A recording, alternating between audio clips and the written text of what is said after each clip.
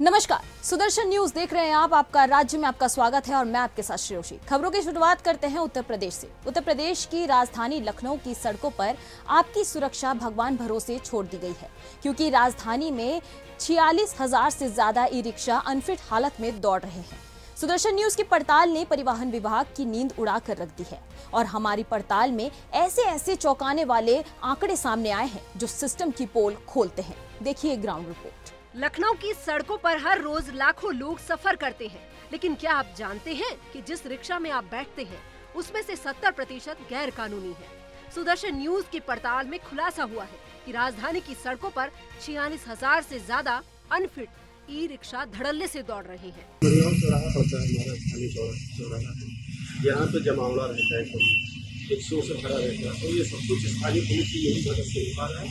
ऐसे या संभव नहीं। तो जैसे कि पुलिस ने अभी जानकारी हम लोग को दी है कि अभी इनका अभियान चलने वाला है, इसके तहत क्या लगता है आपको कार्रवाई हो पाएगी? कुछ नहीं, 1,000 अभियान चल चुके हैं। रात के 3 बार अपराधी सब घूम रहे हैं, शाम को आप निकल नहीं सकते हो चौराहे से। एक रिक्शे पे 3-3, 4-4, 6-6 लड़के बैठे रहेंगे, लड़कियों को देखेंगे, हाथ पकड़ के जबरदस्ती खींचेंगे, बैठाएंगे। अगर आप शिकायत थाने करने जाओगे तो अभी बैठा लें, क्योंकि लोकल लोग हैं, उनकी सब सेटिंग है पूरी, कोई भिड़ना नहीं चाहता इनसे। शहर में यात्रियों की सुरक्षा के दृष्टिगत और बढ़ रही जाम की समस्या को देखते हुए लखनऊ पुलिस ने QR व्यवस्था जारी की है।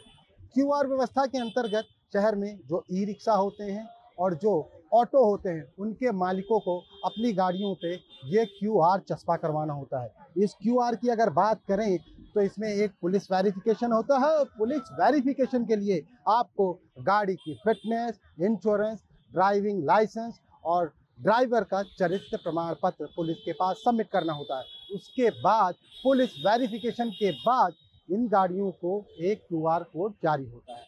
पुलिस ने जो ये व्यवस्था की जो शुरुआत की है, इसकी हर तरफ प्रशंसा हो रही है, लेकिन सुदर्शन न्यूज़ की पड़ताल में जो आंकड़े सामने आए हैं वो कहीं ना कहीं आपको चौंका देंगे। लगभग 62,000 की संख्या में ई रिक्शा शहर में रजिस्टर्ड हैं और जिसमें 46,000 ऐसे ई रिक्शा हैं जिनका ना तो फिटनेस है और ना ही इंश्योरेंस है। फिटनेस इंश्योरेंस ना होने की दशा में वो अपात्र होते हैं, उनको QR कोड नहीं मिल सकता है। तो ऐसी दिशा में जो डेडलाइन पुलिस के द्वारा, लखनऊ पुलिस कमिश्नरेट के उच्च अधिकारी के द्वारा 31 अगस्त लास्ट जो स्थापित की गई है, ये एक आखिरी डेट है।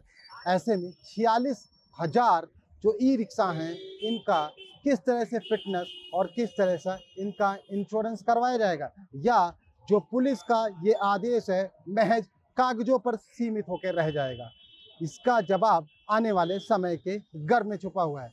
कैमरामैन ललित के साथ संदीप मिश्रा, सुदर्शन न्यूज, लखनऊ। जी हाँ, आप सोचिए, राजधानी का प्रवर्तन दल रोज सड़कों पर गश्त करता है, लेकिन उसी की नाक के नीचे हजारों गैर कानूनी रिक्शा सवारियों की जान से खिलवाड़ कर रहे हैं।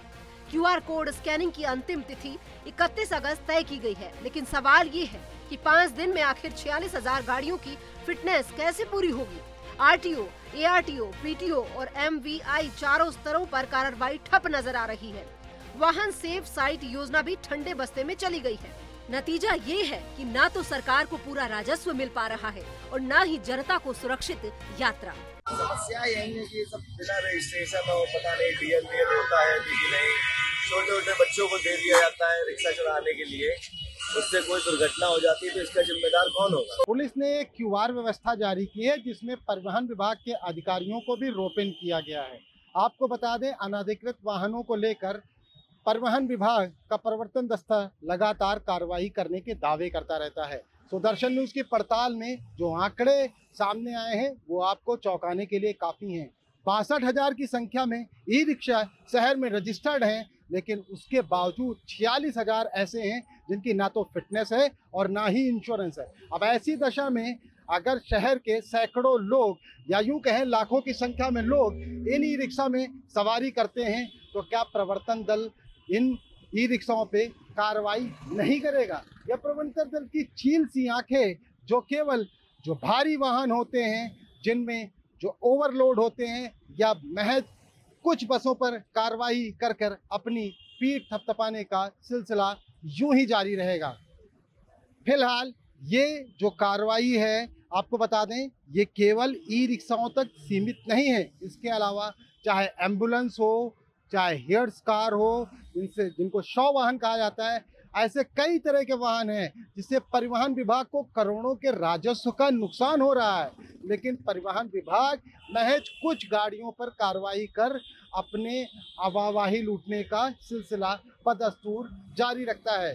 कैमरामैन ललित के साथ संदीप मिश्रा, सुदर्शन न्यूज, लखनऊ। परिवहन विभाग की लापरवाही अब सीधे करोड़ों रुपए के राजस्व पर चोट कर रही है। साथ ही अनाधिकृत रिक्शों ने सुरक्षा को भी दांव पर लगा दिया है। और सबसे बड़ा सवाल यही है कि जब कार्रवाई करनी ही थी तो इतने वर्षों तक विभाग सोता क्यों रहा? लखनऊ की जनता अब यही सवाल कर रही है, क्या प्रवर्तन दल की भूमिका केवल कागजों तक सिमट कर रह गई है? सड़कों पर मौत बनकर दौड़ रहे इन अनधिकृत रिक्शों पर कार्रवाई कब होगी, ये बड़ा सवाल है। फिलहाल यही पड़ताल पूरे सिस्टम को आईने में झांकने पर मजबूर कर रहे हैं। अब बात करते हैं यूपी के कानपुर की। यूपी के कानपुर में यूनियन बैंक, एससी एवं एसटी वेलफेयर एसोसिएशन का वार्षिक उत्सव कानपुर के गगन प्लाजा में आयोजित किया गया, जहां पर कानपुर सहित अन्य जिलों के लोगों ने शिरकत की। वहीं कार्यक्रम की शुरुआत में भगवान गौतम बुद्ध की प्रतिमा व डॉक्टर भीमराव अंबेडकर के चित्र पर पुष्प अर्पित व दीप प्रज्वलित किया गया। कार्यक्रम का मुख्य उद्देश्य यूनियन बैंक ऑफ इंडिया की योजनाओं और भविष्य में होने वाली बैंकिंग क्षेत्रों में बदलाव के बारे में विस्तार से बताना था। इस अवसर पर मंच पर उपस्थित वरिष्ठ पदाधिकारियों ने बारी बारी अपना संबोधन किया और जमीनी स्तर पर आ रही समस्याओं को अपने वरिष्ठ को अवगत कराने की कहा, ताकि एसोसिएशन से जुड़े किसी भी साथी को कोई समस्या न होने पाए। एसोसिएशन के लोगों को ये संदेश देना चाहेंगे, वो एकजुट रहें, संगठन के प्रति काम करें और सबसे बड़ी बात बैंक के प्रति जो है वफादार हैं। बैंक में जहाँ जहाँ भी पोस्टिंग है तो अपने अच्छे ढंग से काम करें, हमारे जो कस्टमर हैं उनकी सेवा करें और जो बैंक के बिजनेस को खूब जो है आगे बढ़ाएं और देश की जो तरक्की में पूरा सहयोग करें, योगदान। मैं Uttar Pradesh union bank SC/ST employees welfare association Uttar Pradesh के अध्यक्ष की हैसियत से आपको बताना चाहता हूँ कि आज ये कानपुर जो हमारी कानपुर इकाई है, मेरा संगठन पूरे भारत में चलता है, जो कानपुर इकाई है उसका ये वार्षिक उत्सव का कार्यक्रम चल रहा है। उसमें हमारे सब कानपुर के लोग हैं और पूरे उत्तर प्रदेश के विभिन्न regionों से लोग आए हैं। ये हम इसमें अपने जो रिटायरीज लोग हैं उनका सम्मान करते हैं, अपने बैंक की बेहतरी के बारे में कि हमारी बैंक कैसे एक टॉप बैंकों की श्रेणी में शामिल हो, उसके लिए अपने लोगों को मोटिवेट करते हैं। और अगर हमारे किसी आदमी के साथ बैंक प्रबंधन द्वारा किसी स्तर पर उनके साथ ट्रांसफर, पोस्टिंग, हरासमेंट, किसी तरह का डिस्क्रिमिनेशन हो रहा है तो उसके खिलाफ हम संवैधानिक दायरे में रहते हुए अपनी बात उठाते हैं और उस बात को अपने क्षेत्रीय स्तर से लेकर सेंट्रल लेवल तक बात को रखते हैं। यूपी के फर्रुखाबाद में गणपति उत्सव को लेकर पुलिस ने सुरक्षा के कड़े इंतजाम किए हैं। पुलिस अधीक्षक आरती सिंह और सीडीओ ने पीस कमेटी बैठक कर निर्देश दिए। जिले में 164 स्थानों पर मूर्ति स्थापना की अनुमति दी गई है। बिना अनुमति मूर्ति स्थापना नहीं होगी। ड्रोन व सीसीटीवी कैमरा से निगरानी होगी। आयोजकों को सुरक्षा के पुख्ता इंतजाम करने होंगे। डीजे पर 2 से अधिक साउंड नहीं होंगे। आग से बचाव के लिए बिजली के तार ढके रहे और पानी बालू की व्यवस्था रहे। जिले को 4 जोन और 14 सेक्टर में बांटा गया है। 84 दरोगा, 350 सिपाही और पीएसी तैनात किए गए हैं। सुरक्षा व्यवस्था क्या है? देखिए, जनपद में लगभग 164 मूर्तियां हैं जो उसका रिकॉर्ड है। उसके अलावा जो बाकी लोग रखेंगे सबको बताया गया कि बिना पूर्व परमिशन के लिए रखेंगे। जिन लोगों ने मूर्तियां रखी हैं, जो पूर्व में रखते चलाए हैं, सबको हिदायत दी गई है कि सब लोग सीसीटीवी कैमरा लगाएंगे। अपनी एक कमेटी बनाएगी जिसमें कि वह स्वयं सुरक्षा करेंगे मूर्तियों की। आग न लगे उसके लिए जो वायर होता है उसको कुछ वायर नहीं रखेंगे, बालू और पानी रखेंगे, केस की बात हो जाती है। ये सारी बातें बताई गई हैं। और जो मूर्तियाँ और जो झंडे उनकी हाइट सबकी 10 फुट से नीचे रखेंगे, ये बात आपके माध्यम से बताया जा रहा है। बाकी फोर्स की पूरी व्यवस्था की गई है, सेक्टर जोन में बांट दिया गया है। हमारे पास पूरी लिस्ट है कब किस मूर्ति का विसर्जन होना है। नियमानुसार सारा फोर्स लगा हुआ है, ट्रैफिक सब चीज फोर्स लगी है। ड्रोन कैमरे से भी निगरानी की जा रही है। पूरी व्यवस्था रोड की स्थापना करने में क्या संदेश देना चाहेंगे? मूर्ति जो ने भी सारी बातें बताई कि मूर्ति सुरक्षा जो मूर्ति पंडाल वाले हैं उन सबसे निवेदन है कि आग न लगे उसके लिए बुश वायर रखें, CCTV कैमरे लगवाएं, डीजे की संख्या 2 से ज़्यादा कहीं ना हो, या तो जहाँ मूर्ति लगाए वहाँ, या जब जुलूस निकाल के विसर्जन के लिए आएंगे तो डीजे सलामा कहीं ज़्यादा होगा तो उनके खिलाफ नियमानुसार कार्रवाई। उत्तर प्रदेश में महिला अपराध की कमी के मामले में कानपुर नंबर 2 पर है। इस पर कानपुर पुलिस का सबसे बड़ा योगदान है। इस पर पुलिस कमिश्नरेट के joint police commissioner Ashutosh Kumar ने सुदर्शन टीम से बातचीत की और क्या कुछ कहा, आप सुनिए। सरकार जहां एक और महिला सशक्तिकरण की बात कर रही है तो वहीं धरातल पे देखें तो 48,000 से अधिक महिला अपराध के केस थानों में दर्ज हो रहे हैं। उत्तर प्रदेश की राजधानी यानी लखनऊ में जहां सबसे ज्यादा मुकदमे दर्ज हुए हैं तो वहीं कानपुर दूसरे स्थान पर है। कानपुर में हमारे साथ बात करने के लिए ज्वाइंट CP आशुतोष कुमार जी मौजूद हैं। उनसे जानते हैं कि सर जी क्या कारण है और क्यों महिला अपराध में कानपुर महानगर दूसरे स्थान पर। मुझे ये लगता है कि इसमें लोगों का अवेयरनेस का अभाव है। महिला कानून विशेष रूप से पॉक्सो का जो एक्ट आ गया उसमें छोटी से छोटी चीज को डिफाइन किया गया है जो कि अपराध की श्रेणी में आती है। बहुत से लोगों को इसकी जानकारी नहीं है और वो इस तरह के अपराध करते हैं। यहाँ पॉक्सो के मामले भी आपने देखा होगा बहुत ज्यादा संख्या में लिखे जाते हैं। एक तो यहाँ की पॉपुलेशन थोड़ी रूरल टाइप की है और वर्किंग क्लास पॉपुलेशन है, शिफ्टिंग जो है आते हैं, काम करते हैं, चले जाते हैं। उसमें जिन हैबिटेट्स में रहते हैं वहाँ पर इस तरह के माहौल उत्पन्न होते हैं कि इस तरह क्राइम होते हैं। अगर इनको अवेयरनेस करा दी जाए और वो करा दी जाए तो संभवतः इतने क्राइम नहीं है। और जहाँ तक सरकार की बात है, सरकार ने महिला हेल्प डेस्क बना रखी है, एक हेल्पलाइन नंबर दे रखा है। यहाँ कुछ पिंक बूथ भी लगे हैं। महिला फोर्स की भागीदारी जो पुलिस में वो भी बढ़ा दी गई है और इसका टारगेट है कि 30% हम महिला फोर्स रखें ताकि महिला कंप्लेनेंट्स को बात करने में कोई परेशानी ना हो। तो उसके बाद भी बढ़ रहा है तो इसको मैं ये कहूँगा कि ये पुलिस तो अपनी कार्रवाई पूरी कर रही है। इन हर केसेस में बड़ी संवेदनशीलता से हम लोग इन्वेस्टिगेट करके जेल भेजते हैं, ऐसा करते हैं। लेकिन अज्ञानता का मैं कहूँगा कानून के बारे में जो लॉज हैं, जो स्ट्रिक्ट लॉज बन गए उसका अभाव, इस वजह से बाढ़ से आ गई। सर क्या जो महिला हेल्प डेस्क है या जो CCTVs है, त्रिनेत्र है, इनको किसी जैसे रूरल एरिया है, कानपुर महानगर के हो, कानपुर ग्रामीण के हो, या जो स्लम एरिया है जहां त्रिनेत्र अभी नहीं पहुंच पाया है, तो क्या उनके घरों से CCTV लेकर के इस तरीके त्रिनेत्र जोड़ने का काम हो रहा है कि हम उन महिलाओं को भी ट्रेस कर सके जो घर से निकल करके अपने जीवन यापन को सुदृढ़ बनाने के लिए घरों में जाकर के काम कर रही है, उनके पति हैं वो नहीं काम कर रहे हैं, फिर मारपीट हो रही, क्या इस तरीके से कुछ कैमरे बनाए जा रहे हैं? हाँ देखिए, हमारे CP सर का इनिशिएटिव था ऑपरेशन त्रिनेत्र, और मैं आपको यहाँ पे ये जरूर बताना चाहूँगा ऑपरेशन त्रिनेत्र के तहत लगाए गए कैमरे से जो सक्सेसफुल वर्कआउट का परसेंटेज है केसेस का, वो लखनऊ के बाद कानपुर में सबसे ज़्यादा है। तो ये लेकिन इसमें प्रॉब्लम ये है कि रूरल क्षेत्रों में अभी इतने कैमरे नहीं लग पाए हैं जितने कि यहाँ सिटी के क्षेत्र में लगे हैं। तो निश्चित ही कैमरा लगाने से इस तरह के क्राइम्स में बहुत कमी आती है। तो हमने यहाँ पर अच्छे जो वेल मीनिंग लोग हैं, जो यहाँ के उद्योगपति लोग हैं, उन लोग को भी हम लोगों ने जोड़ा है ऑपरेशन के तहत कि वो मदद करें।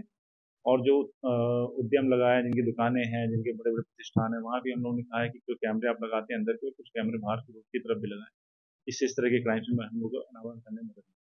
Sir last but not the least, जो पुलिस के पैरेलल संस्था है, चाहे वो LIU हो या कुछ ऐसी फोर्सेज आप लोग की हैं जो नहीं बताई जाती हैं, LIU के तहत काम करती हैं, या उत्तर प्रदेश सिविल डिफेंस भी है, महिला की कुछ फोर्सेज हैं, तो क्या उनको इस तरीके कोई नई गाइडलाइन दी जाएगी? फूलबाग में सिविल डिफेंस का ऑफिस है, क्या उसको मूल चूल कुछ परिवर्तन करके एक्टिव किया जाएगा?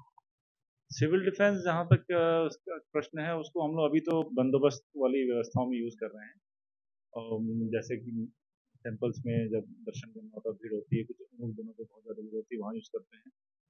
और जो और फेस्टिवल्स होते हैं उसमें यूज़ कर रहे हैं। अगर लेकिन आपने अच्छा पॉइंट दिया है, इसको हम लोग उस तरह भी यूज़ कर सकते हैं, क्योंकि सिविल डिफेंस में जो वॉलंटियर्स हैं वो सभी क्षेत्रों से आते हैं, उनको अपने क्षेत्र की काफ़ी जानकारी होती है, महिलाएं भी हैं, और अच्छा फीडबैक उनसे प्राप्त किया जा सकता है। तो इस पर विचार किया जाएगा और उच्च अधिकारियों को। आप थे हमारे साथ ज्वाइंट CP आशुतोष कुमार, जिन्होंने इस पूरे मामले को गंभीरता से लेते हुए ये कहा कि हम LIU हो, सिविल डिफेंस हो, या जो भी रूरल एरियाज हैं जहाँ पे वाईफाई की कमता है और CCTV कैमरे नहीं है, तो वहाँ के उद्योगपतियों से बात करके, बैठक करके हम CCTV की रेंज बढ़ाएंगे।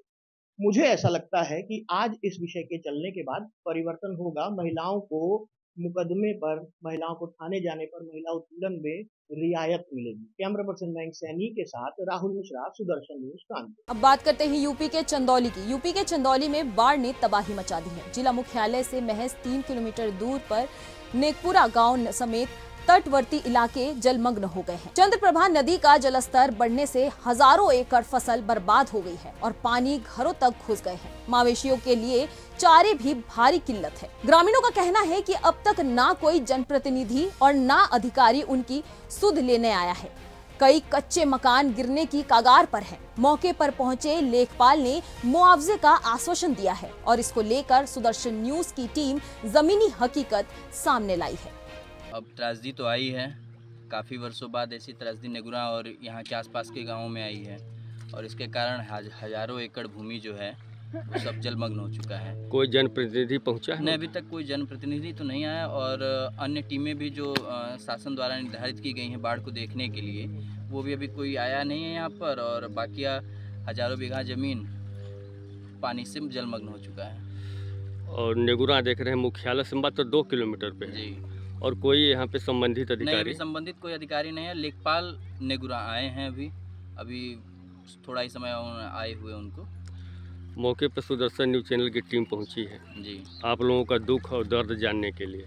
जी, अब उम्मीद तो आप ही से लगाया जा सकता है क्योंकि अभी तक कोई जनप्रतिनिधि, कोई भी अधिकारी नहीं आया और हजारों एकड़ भूमि जो खड़ी फसल वो सब पानी में बह रही है, पानी में नष्ट हो रहा है। तो उसका अब उपाय कम से कम आना चाहिए। जो भी उसका मुआवजा है या जो भी यहाँ पे रहने की व्यवस्था है, जो मकाने हैं वो भी पानी के अंदर आ चुके हैं। लोग कैसे रहेंगे, कहाँ रहेंगे, क्या करेंगे, उसको कम से कम आकर देखना चाहिए। विभाग को भी देखना चाहिए और जनप्रतिनिधियों को भी देखना चाहिए। इसी आश्रय से आदमी अपना जनप्रतिनिधि चुनता है ना। 5-6 लाख का तो हमारा नुकसानी भइल बा। 10 बीघा खेत हमारा डूब गए बा। लगभग कितना जलमग्न हुआ है? कितना एकड़? 1,000 एकड़ तो डूबी गई है।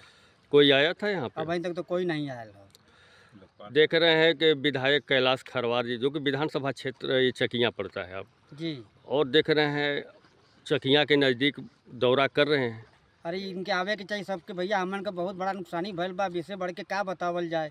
अब बहुत डूबल बा। अब हमन तो किसान आदमी अब यही के सहारे रहल जला। अभी अगर न कुछ व्यवस्था करिए लोग तो भैया हमन तुम्हारी जारी जाए। कोई राजस्व की टीम? राजस्व की टीम भैया अभी लेखपाल साहब आयल बना देखा तू अब भैया जो कह विधायक जी को अवगत कराया था कि नहीं हमारे यहाँ भी ऐसे? विधायक जी के तो मालूम है भाई कि पानी छूटल बा। उतना दूर से तो पनिया उतर न हो।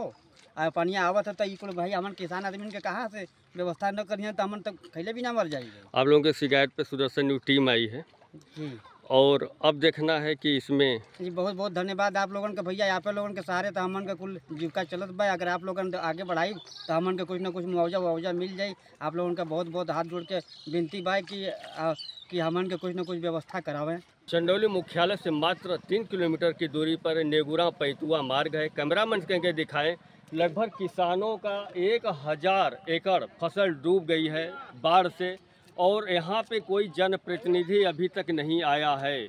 जो विधायक कैलाश खरवार जी हैं वो चकिया में उधर ही फंसे हुए हैं। यहाँ आने के लिए उनके पास समय नहीं है। अब देखना है कि सुदर्शन चैनल पे खबर चलने के बाद यहाँ के जो संबंधित अधिकारी हैं यहाँ पे कब आके मौका मुआयना करते हैं।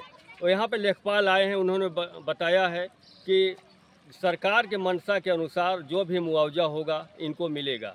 अब देखना है कि यहाँ पे राजस्व टीम के साथ तहसीलदार, एसडीएम और यहाँ पे कब पहुँचते हैं। कैमरामैन के दिखाएं, ये सड़क है, मेन सड़क है। इस पे से पानी ओवरफ्लो करके इस पार आ रहा है और ये बढ़ रहा है, ये पानी बढ़ रहा है। रात भर में अगर ऐसे ही स्थिति रहेगी तो 1000 फसल जहाँ डूबा है वहाँ पे 2000 एकड़ भी फसल डूब सकती है। अब देखना है कि हमारे जो चैनल के लोग हैं, जो हमारे प्रतिनिधि हैं, पूरे बाढ़ पे नज़र बनाए हुए हैं। चाहे चकिया हो, चाहे मुगलसराय विधानसभा हो, पीडीडी नगर हो, हर जगह हमारी टीम मुस्तैद है। कैमरामैन सतीश तिवारी जी के साथ जिला प्रशांत सिंह, जनपद चंदौली। अब बात करते हैं यूपी के संभल में विहिप के स्थापना दिवस कार्यक्रम के दौरान राहुल गांधी और सोनिया गांधी विहिप नेताओं के निशाने पर रहे। विहिप के सह संगठन मंत्री जितेंद्र सिंह ने राहुल गांधी के हालिया बयानों पर तीखी प्रतिक्रिया दी। उन्होंने कहा कि राहुल गांधी हमेशा देश विरोधी बात करते हैं और भारत के सम्मान को ठेस पहुंचाते हैं। उन्होंने गांधी परिवार के डीएनए पर भी सवाल उठाते हुए कहा कि जैसे विचार होंगे वैसे ही व्यवहार होगा। ये पहले भी इन्होंने राफेल पे सवाल उठाए, ये हमेशा ही देश के विरोध में बोलते चले आए। सोनिया गांधी, आप सब लोगों को पता हमारे मुल्क की नहीं है, उनका बेटा है राहुल गांधी, तो डीएनए जैसा होगा वैसे ही बोलेगा, जाहिर सी बात है।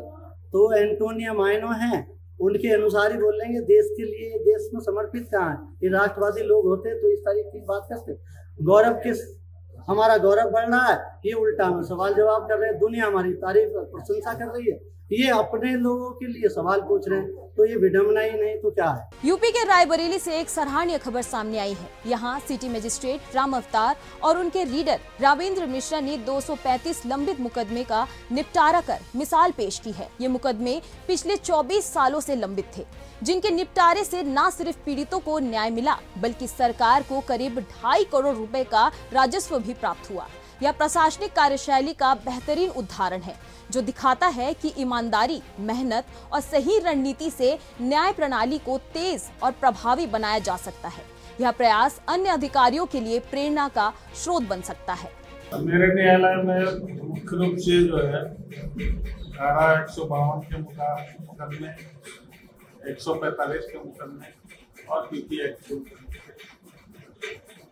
पुराने वादों को प्राथमिकता के आधार पर हम लोगों ने साक्ष्य लेके निस्तारित किया है। मुश्किल से 10% मुकदमे और शेष हैं, जिनका भी निस्तारण होना बाकी है। बाकी शेष मुकदमे मेरे द्वारा निस्तारित कर दिए गए। कतिपय मुकदमों में डीजे महोदय के यहाँ लोगों ने अपील की। सर, लगभग कितना जो आपने जो रेवेन्यू है वो कितना जनरेट हुआ है, कितना आपने चार्जेस लगाए हैं पीपी एक्ट में?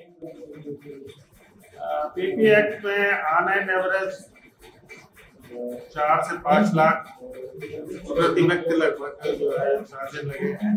अब बात करते हैं यूपी के बरेली से। यूपी के बरेली के इज्जत नगर थाना क्षेत्र पुलिस ने हनी ट्रैप के जरिए रंगदारी वसूलने वाले गिरोह का भांडाफोड़ किया है, जिसमें महिला समेत 5 शातिर आरोपी गिरफ्तार किए गए हैं। गिरोह की सरगना हनी उर्फ नेहा खान लोगों को फोन पर फंसाकर सुनसान जगह बुलाती थी, जहां अन्य सदस्य उन्हें घेरते थे। हाल ही में अमित राठौर नामक युवक ने स्कॉर्पियो में ले जाकर मारपीट की गई और वीडियो वायरल व रेप केस में फंसाने की धमकी देकर 5 लाख की मांग की गई। 30,000 रुपए व अंगूठी वसूलने के बाद दबिश में 6 मोबाइल, स्कॉर्पियो समेत आरोपी पकड़े गए और 3 आरोपी अभी फरार हैं, जिनकी पुलिस तलाश में जुटी हुई है और पूरे मामले की जांच जारी है। श्रीमान वरिष्ठ पुलिस अधीक्षक जनपद बरेली द्वारा लगातार संगठित अपराध और जो संगठित अपराध करने वाले अपराधी हैं, इनके ऊपर लगातार कार्रवाई की जा रही है और श्रीमान एसएसपी महोदय के निर्देशन में थाना इज्जत नगर में ऐसा एक गैंग जिसमें 5 मेंबर हैं जो हनी ट्रैप करता था, ऐसी शिकायत प्राप्त हुई थाना इज्जत नगर में और इसमें टोटल 5 इस गैंग के मेंबर्स को गिरफ्तार करके आज जेल भेजा जा रहा है। इसकी थोड़ी सी मैं पृष्ठभूमि बता देता हूं। एक जो पीड़ित इसमें है, पीड़ित 24 तारीख को यानी कि कल थाने पर आए अपनी कंप्लेन लेकर और उसने बताया कि किस प्रकार एक महिला ने उसके साथ में पहले बातचीत आरंभ करी और लगभग 2 महीने तक वे दोनों बातचीत करते रहे और अलग अलग जगह वो घूमने भी गए।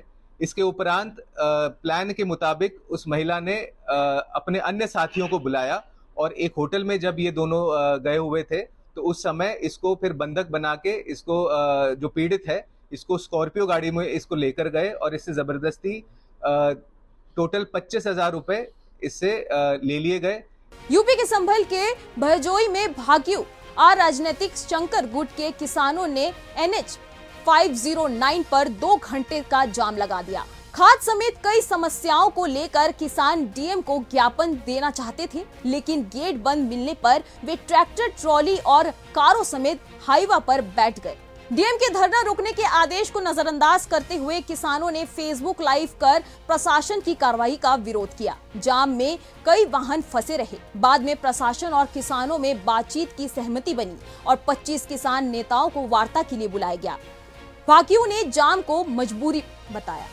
कलेक्ट्रेट पे यहाँ धरना प्रदर्शन किया है, क्या मांगे हैं आपकी और क्यों धरना प्रदर्शन किया है?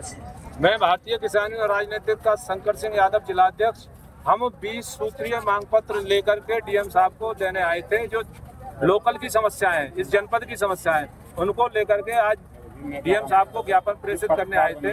उसी क्रम में हम लोग अंदर डीएम साहब से वार्ता में जा रहे हैं, जिसमें समस्याएं बिजली की, खाद की, आपकी गौशाला में गौ क्यों खत्म हो रही है, यूरिया ओवर रेट, दवाई ओवर रेट, आपकी स्वास्थ्य विभागों में दवाई नहीं मिल रही और बहुत सारी समस्याएं हमें इसमें लिखी है। गन्ना भुगतान है, तमाम समस्याओं को लेकर के हम लोग ज्ञापन प्रेषित कर रहे हैं।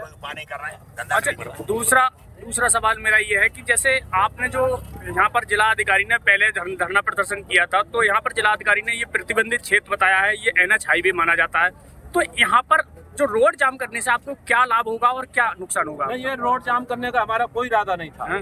केवल हमारे प्रतिनिधि मंडल अंदर जा रहा था, उन्होंने कहा था कि हमारा प्रतिनिधि मंडल या भीतर जाने दो, अंदर जाने दो। डीएम साहब से इन्होंने, प्रशासन ने यह प्रतिबंधित कर दिया, रोड जाम करने को मजबूर कर दिया हमारे। क्या आप लोग अंदर नहीं जा सकते? अंदर कोई नहीं जाएगा, फिर वो लोग हैं बैठे। मेरा सवाल है साफ तौर पर कि इसको जो रोड जाम करते हो तो किसको नुकसान और किसको फायदा होता है? किसानों की जो समस्याएं सुनी नहीं जाती, कहते हैं ज्ञापन के माध्यम से, बिगर रोड को कोई खुशी नहीं है हमारी रोड जाम करने की। इससे हमारे किसानों को भी और जो मुसाफिर हैं उनको भी परेशानी होती है। हम चाहते नहीं है, न हमारा ऐसा इरादा है कि रोड जाम हो। हमने कोशिश भी की कि बहुत जल्दी प्रशासन वार्ता करा ले ताकि ये रोड खुल जाए, रोड खुल भी गया है। आपको प्रशासन ने जो धरने के लिए जगह चिन्हित करी थी, उसके बारे में आपका क्या कहना है? नहीं, तो हमें तो ज्ञापन देना था। नहीं, ज्ञापन देने को आए थे, धरना थोड़ी दे रहे थे, हम ज्ञापन देने आए। प्रशासन के अब आपकी वार्ता हो गई है, किससे वार्ता हुई है? अब डीएम साहब से वार्ता होगी है। डीएम साहब ने आश्वासन दिया है। अच्छा। अभी आपकी वार्ता करी जाएगी। 25 आदमियों का प्रतिनिधि मंडल अंदर जा रहा है। धरना स्थगित कर दिया गया है? नहीं, एक रोड पर ही धरना चलता है, एक रोड। वार्ता सकारात्मक। अच्छा, आपकी मांगे जो आपकी मांगों को पूरा नहीं किया गया, आप क्या करेंगे इस समय? नहीं तो बैठेंगे धरने पे, बैठेंगे। यूपी के कौशाम्बी के मजनपुर कोतवाली क्षेत्र में सराफा व्यापारी से लूट के आरोपी बदमाश को पुलिस ने मुठभेड़ के बाद गिरफ्तार कर लिया है। सोमवार देर रात शाम हुई मुठभेड़ में आरोपी हिमांशु यादव के पैर में गोली लगी। उसके पास से लूटे गए चांदी के आभूषण, पिस्तल और बाइक बरामद की गई। बीते सप्ताह व्यापारी दीपक सोनी को गोली मारकर लाखों के जेवर लूट लिए गए थे। एसपी राजेश कुमार ने मामले की गंभीरता को देखते हुए विशेष टीम बनाई थी। घायल आरोपी को अस्पताल में भर्ती कराया गया है, जबकि अन्य फरार आरोपियों की तलाश जारी है। जनपद कौशाम्बी के थाना मंझनपुर के अंतर्गत आज दिनांक 25/8/2025 को मुखबिर खास द्वारा सूचना दी गई कि दिनांक 17/8/2025 को सराफा व्यापारी पर गोली मारकर लूट की घटना को अंजाम देने वाले सभी 4 लुटेरे आज उसी सामान को बेचने के फिराक में है। उक्त मुखबिर खास की सूचना पर थाना मंझनपुर की टीम एवं एसओजी की टीम द्वारा कार्रवाई करते हुए उसको घेराबंदी की गई। पुलिस को आता देख लुटेरों ने पुलिस पर जान से मारने की नियत से फायरिंग की। पुलिस द्वारा आत्मरक्षा और जवाबी कार्रवाई की गई, जिसमें एक लुटेरे के पैर में गोली लगी है। शेष 3 अन्य फरार होने में सफल रहे हैं। पुलिस द्वारा उस घायल व्यक्ति से पूछताछ जब की गई तो उसने अपना नाम हिमांशु यादव पुत्र सुरेश यादव कुंडा प्रतापगढ़ का बताया है। यूपी के गोरखपुर में बिजली चोरी के एक मामले में फर्जी दस्तावेज तैयार करने पर पूर्वांचल विद्युत वितरण निगम ने बड़ी कार्रवाई की है। कैंपियरगंज विद्युत खंड के अधिशासी सहायक अभियंता और अवर अभियंता को निलंबित कर दिया गया है, जबकि 2 संविदा कर्मियों की सेवाएं समाप्त कर दी गई है। अगस्त 2022 में चौमुखा में पकड़ी गई बिजली चोरी के मामले में जनप्रतिनिधि के दबाव में आरोपी को फर्जी दस्तावेजों के जरिए क्लीन चिट दी गई है। जांच में गड़बड़ी सामने आने पर यह सख्त कदम उठाया गया है। विभागीय हलकों में इस कार्यवाही से हड़कंप मच गया है। जी, जैसा कि आपने बताया कि इस तरह का कैंपियरगंज में कुछ एक कृत हुआ था कि उसमें बिल के संशोधन में और बिल के प्रकरण में कुछ गड़बड़ी मतलब आई थी। एक अखबार के माध्यम से ये प्रकाशित हुई थी खबर, तो उसको संज्ञान लेते हुए ये कार्रवाई करी गई है। तो जिसमें प्रथम दृष्टया जो वहाँ के तत्कालीन अवर अभियंता एसडीओ और जो एक्शन साहब हैं वो उसमें दोषी पाए गए थे, जिसमें उच्चाधिकारियों ने जो रिपोर्ट के जो प्रथम दृष्टया जो रिपोर्ट भेजी गई तो उसमें उन्होंने संज्ञान और दोषी पाए जाने पर उनको कल सस्पेंड कर दिया है। तीनों को, तत्कालीन जो अवर अभियंता और उपखंड अधिकारी और सहायक अभियंता थे। और अभी इस प्रकरण के लिए उच्च स्तरीय जो जांच है वो बैठी हुई है, तो अभी चल रहा है। तो अभी चूंकि जांच भी चल रही है और प्रकरण में भी तत्काल और ज़्यादा कुछ करना उचित नहीं है। यूपी के बिजनौर के चांदपुर थाना क्षेत्र में प्रेम प्रसंग और ब्लैकमेलिंग के चलते युवक के अपहरण और जानलेवा हमला का सनसनीखेज मामला सामने आया है। पुलिस ने शिक्षक ज्योति राजपूत, उनके प्रेमी सचिन सहित 5 आरोपियों को गिरफ्तार किया है। इन पर युवक अमित आर्या को झांसे में लेकर अपहरण करने, मारपीट कर घायल करने और सड़क किनारे फेंकने का आरोप है। आरोपियों के पास से कार, बाइक, मोबाइल फोन और अन्य सामान बरामद किए गए हैं। चांदपुर पुलिस ने 0 FIR के आधार पर मामले का खुलासा किया और आगे की कानूनी कार्रवाई शुरू कर दी है। दिनांक 28 जुलाई 2025 को थाना चांदपुर, जनपद बिजनौर पर मेरठ जनपद के थाना सदर बाजार से एक 0 FIR प्राप्त हुई, जिस पर आवेदक द्वारा अंकित कराया गया था कि उसके चचेरे भाई अमित आर्य को ज्योति निवासी चांदपुर एवं उसके 4 अन्य सहयोगियों के साथ उसके चचेरे भाई अमित आर्य को मेरठ से बिजनौर बुलाकर उसके साथ मारपीट की गई एवं अभियुक्तगण उसको अपनी कार में बैठाकर कहीं लेकर चले गए। प्राप्त 0 नंबर की FIR को थाना चांदपुर पर अपराध क्रमांक 420 पर अंकित कर विवेचनात्मक कार्रवाई प्रारंभ की गई। साक्ष्य संकलन के दौरान अभियोग में सुसंगत धाराओं की वृद्धि करते हुए अन्य धाराओं का लोप किया गया। उत्तर प्रदेश के मथुरा में आबकारी विभाग और पुलिस की संयुक्त टीम ने बड़ी कार्रवाई करते हुए 5 लाख रुपए से अधिक मूल्य की अवैध विदेशी शराब बरामद की है। बरारी चौकी मोड़ के पास फॉक्सवैगन वेंटो कार से 349 बोतल इंपोर्टेड शराब पकड़ी गई। हरियाणा से बिहार ले जाई जा रही इस शराब के साथ 2 तस्करों, प्रतापगढ़ निवासी और पटना निवासी, दोनों आरोपियों को गिरफ्तार किया गया है। जिलाधिकारी और SSP के निर्देश पर यह कार्रवाई रात्रिकालीन चेकिंग के दौरान हुई। वाहन और शराब को जब्त कर थाना रिफाइनरी में FIR दर्ज की गई है और पूरे मामले की पुलिस अब जाँच में जुटी हुई है। नेशनल हाईवे पे हम लोगों की टीम चेकिंग कर रही थी, पुलिस की भी टीमें थी। हम लोग चेकिंग के दौरान बरारी चौकी मोड़ के पास एक कार को रोक के उसकी तलाशी ले गए। फॉक्सवैगन वेंटो कार थी, उसमें 2 व्यक्ति सवार थे। दोनों की कार की तलाशी लेने पर लगभग 349 बोतल इंपोर्टेड विदेशी मदिरा बरामद हुई। 2 व्यक्ति गिरफ्तार हुए, जिसमें एक प्रतापगढ़ का रहने वाला आशीष है और दूसरा पटना का रहने वाला मुकेश। बरामद मदिरा की लगभग कीमत 5 लाख रुपए है। मार्केट में जो वैल्यू है लगभग 5 लाख रुपए है। इनके विरुद्ध गिरफ्तार करते हुए इनके विरुद्ध संबंधित थाने में, थाना रिफाइनरी में FIR दर्ज करा दी गई है और अब कार्रवाई आगे गाड़ी जब्ती की भी गिरफ्तारी की जा रही है। तो सर, ये शराब कहाँ ले जाई जा रही थी? ये लोग हरियाणा से लेके बिहार ले जा रहे थे, जो इनके द्वारा बताया गया है, बिहार को ले जा रहे थे। उत्तर प्रदेश के चंदौली के भटवाड़ा खुर्द स्थित कन्या पूर्व माध्यमिक विद्यालय में स्वतंत्रता दिवस पर झंडा फहराने को लेकर विवाद हो गया। शिक्षक अमिताभ सिंह ने निर्धारित समय पर 9:15 बजे झंडारोहण किया, लेकिन ग्राम प्रधान निखिल सिंह के देर से पहुंचने पर वे नाराज हो गए। आरोप है कि प्रधान ने अपने साथियों संग शिक्षक से मारपीट की। शिकायत के बावजूद थाना स्तर पर समझौते का दबाव बनाया गया और बाद में शिक्षक ने SP और BSA को लिखित शिकायत दी। फिलहाल शिक्षक को बरहनी कार्यालय से अटैच कर जांच शुरू कर दी गई है और कार्रवाई की मांग तेज हो गई है। ये इस संबंध में अवगत कराना है कि भटवाड़ा खुर्द का जो मामला है वो मेरे संज्ञान में है और मेरे द्वारा 2 सदस्यीय कमेटी गठित की है खंड शिक्षा अधिकारियों की और उनके द्वारा जांच करके जो भी जांच आख्या प्रस्तुत की जाएगी उसी हिसाब से कार्रवाई की जाएगी। जांच टीम में कौन कौन है सर? खंड शिक्षा अधिकारी मुख्यालय और खंड शिक्षा अधिकारी बराई। यहाँ से 30 किलोमीटर दूर जाके वो शिक्षा देते थे और हम लोग, हमारी टीम भी गई थी, लेकिन उन्होंने, गाँव वालों ने भी बताया कि प्रधान की गलती है, लेकिन प्रधान उल्टा ही आके 20-25 लोगों को लेकर के DM साहब को पत्रक दे रहे हैं, जबकि झंडारोहण देश का सम्मान होता है और प्रधानाचार्य ने यही किया है, सम्मान को बचाया है। और प्रधान जो वहाँ के थे 10 बजे पहुँचे हैं, झंडारोहण को लेके विवाद हुआ है और अभी ये घूम रहे हैं, इनको अटैच किया गया है बरहनी ब्लॉक से। क्या उम्मीद करें, इनको ड्यूटी कहीं मिलेगी या बस ऐसे घूमते रहेंगे? नहीं, इसी संबंध में जांच कमेटी गठित की गई है और उसकी जांच के आधार पर जो भी नियमानुसार कार्रवाई होगी वो किया जाएगा। चंदौली मुख्यालय पे बेसिक शिक्षा अधिकारी का कार्यालय है और यहाँ पे पीड़ित अमिताभ सिंह जो शिक्षक थे भटवाड़ा खुर्द में, वो आए हैं और इनके साथ वहाँ के जो प्रधान हैं उनके साथ मारपीट किए हैं। लेकिन जो प्रधान के लोग हैं, प्रधान के साथी हैं, वो जो डीएम कार्यालय आए और इनके उल्टा ही डीएम साहब से मिलकर शिकायत किए हैं। अभी ये पीड़ित हैं, इनको बरहनी ब्लॉक से अटैच किया गया है। अब देखना है कि बीएसए साहब यहाँ पे आए हैं।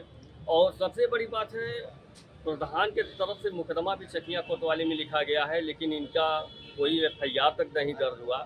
अब देखना है कि इनके साथ न्याय होता है। क्या हुआ है आपके साथ? सर, मेरा परिचय, मैं अमिताभ कुमार सिंह, कन्यापुर माध्यमिक विद्यालय भटवारा खुद में इंचार्ज प्रधानाध्यापक के रूप में कार्यरत हूँ। 15 अगस्त के दिन प्रधान जी से मैंने निवेदन किया था, लेकिन वह 9:15 पर आए, जिसे और झंडा का समय था 8 बजे, तो मैंने झंडारोहण कर दिया था 8 बजे। उसके बाद जो है आते ही वह आग बबूला हो गए झंडे को देखकर और अपने 20 साथियों के साथ मुझे पीटने लगे। अब मैं क्या करूं सर? 20 आदमी के साथ अगर पीटा जाएगा तो एक अकेला व्यक्ति क्या कर सकता है, या आप सोच सकते हैं। इसकी शिकायत आपने कोतवाली में किया था चकिया? जी हाँ, 15 अगस्त को ही घटना गई और मैंने कोतवाली में गया भी था और मुझे अलग बैठा दिया गया और फिर जो है जो समझौता की बातें करने लगी, लेकिन बाद में पता चला कि मुकदमा मेरे खिलाफ दर्ज हुआ। कहीं उच्च अधिकारियों के साथ आपने शिकायत किया इसकी? जी बिल्कुल किया, अपने डीओ महोदय से कहा और जो मेरे डीओ महोदय उनसे कहा और फिर जो है पुलिस अधीक्षक के पास भी गया। अब देखते हैं, आज बीएसए साहब के यहाँ भी गया था, पहले भी गया था, आज भी आया हूँ। तो चकिया कोतवाली में एक शिक्षक के साथ समझौता की बात की जाती है और प्रधान की तरफ से एफआईआर दर्ज किया जाता है। मैं एसपी साहब से कहना चाहूँगा कि जो भी इसमें वहाँ के चकिया के इशू हैं उनके ऊपर जांच करके कार्रवाई करें। जहाँ एसपी साहब अच्छा कानून व्यवस्था को लेकर कटिबद्ध हैं, लेकिन वहाँ के जो चकिया के प्रभारी निरीक्षक हैं, जो एसओ हैं, वो इनके आदेशों का पलीता लगा रहे हैं। कैमरामैन सतीश तिवारी के साथ जिला सदा प्रशांत सिंह, जनपद चंद्रपुर। उत्तर प्रदेश के फर्रुखाबाद में पुलिस अधीक्षक आरती सिंह ने अपराधियों के विरुद्ध बड़ा अभियान चलाया है। उन्होंने स्वयं सड़कों पर उतरकर जिले भर में संदिग्ध व्यक्तियों और वाहनों की चेकिंग की।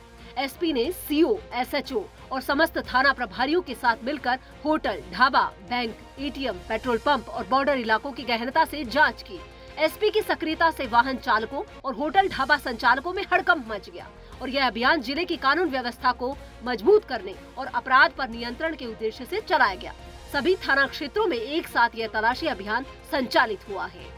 कल रात्रि में पुलिस अधीक्षक महोदया के निर्देशन में और मैम के स्वयं मौजूदगी में वाहनों का checking, railway, bus stand, dhaba, अन्य स्थानों की चेकिंग की गई।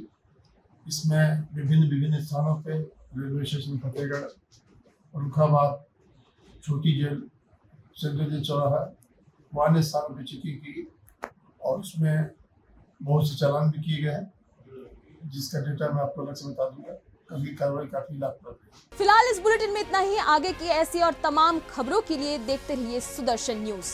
जय हिंद।